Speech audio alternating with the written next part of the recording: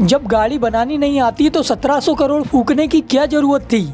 हम तुम्हारी कंपनी खरीदकर तुम पर एहसान कर रहे हैं। साल 1999 डेट्रॉइट के एक बंद कमरे में 42 मिनट तक रतन टाटा को जलील किया गया। सामने था विलफोर्ड जेआर, ऑटोमोबाइल की दुनिया का वो गुंडा जिसकी कंपनी कई देशों की जीडीपी से भी बड़ी थी। रतन टाटा ने पलटकर एक शब्द नहीं कहा, सिर्फ एक स्माइल दी।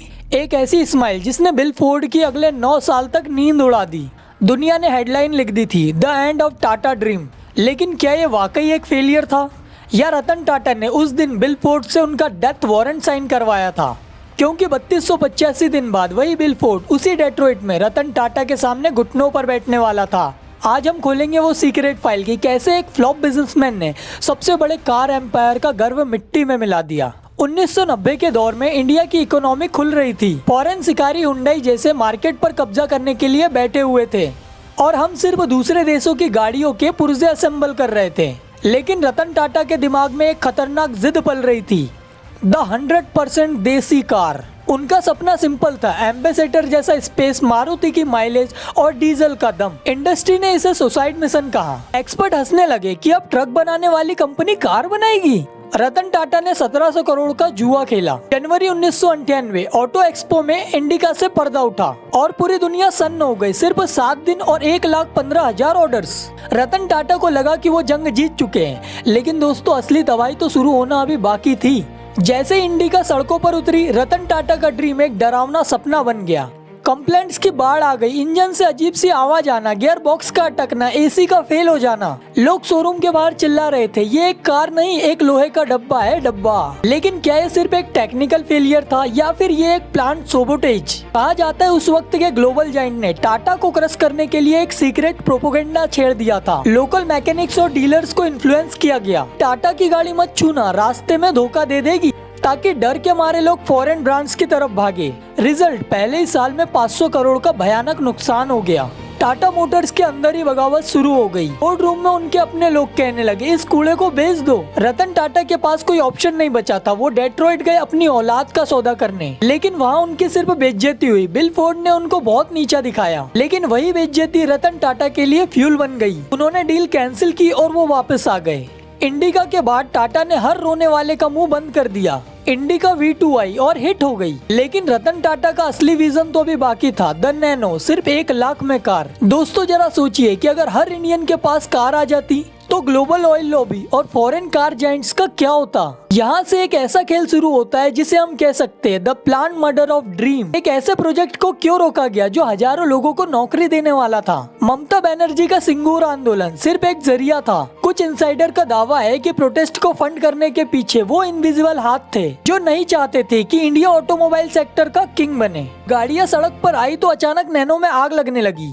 एक दो नहीं, कई केसेस। मीडिया ने इसे चलता फिरता ताबूत कहना शुरू कर दिया। क्या ये इंजीनियरिंग डिफेक्ट था? कुछ एक्सपर्ट का मानना है कि नैनो के इलेक्ट्रिकल सिस्टम के साथ छेड़छाड़ की गई ताकि ब्रांड की इमेज मिट्टी में मिल जाए। लेकिन रतन टाटा के लिए सबसे बड़ा दर्द बाहर से नहीं बल्कि अंदर से आया था।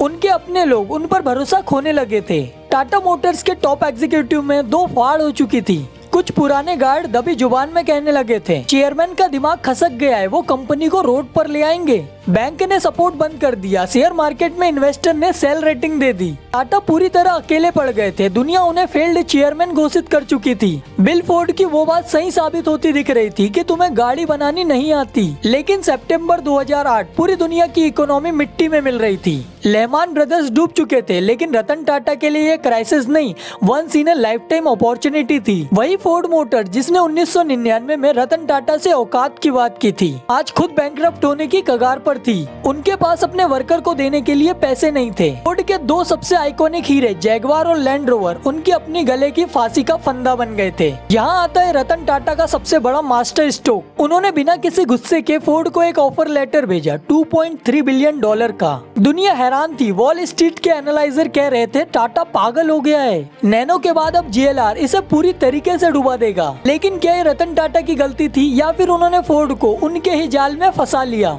मीटिंग रूम वही था, बोर्ड रूम की कुर्सी भी वही थी, लेकिन इस बार भिखारी बदल चुका था। 9 साल पहले विलफोर्ड ने कहा था कि तुम्हारी कार खरीदकर हम तुम पर एहसान कर रहे हैं, लेकिन 2008 वही विलफोर्ड रतन टाटा के सामने बैठकर कह रहा था, mister Tata, you are doing a big favour by buying Land Rover and Jaguar. बिना कोई गंदा शब्द कहे, बिना हंगामा किए रतन टाटा ने पूरी दुनिया को दिखा दिया कि success is the best revenge. जिसने बेइज्जती की थी उसका सबसे बड़ा गर्व आज इंडियन कंपनी का हिस्सा था। लेकिन कहानियां खत्म नहीं होती। टाटा ने सिर्फ बदला नहीं लिया बल्कि JLR को डूबने से भी बचाया। जैगवार के पास दुनिया के सबसे एडवांस इंजन पेटेंट्स थे।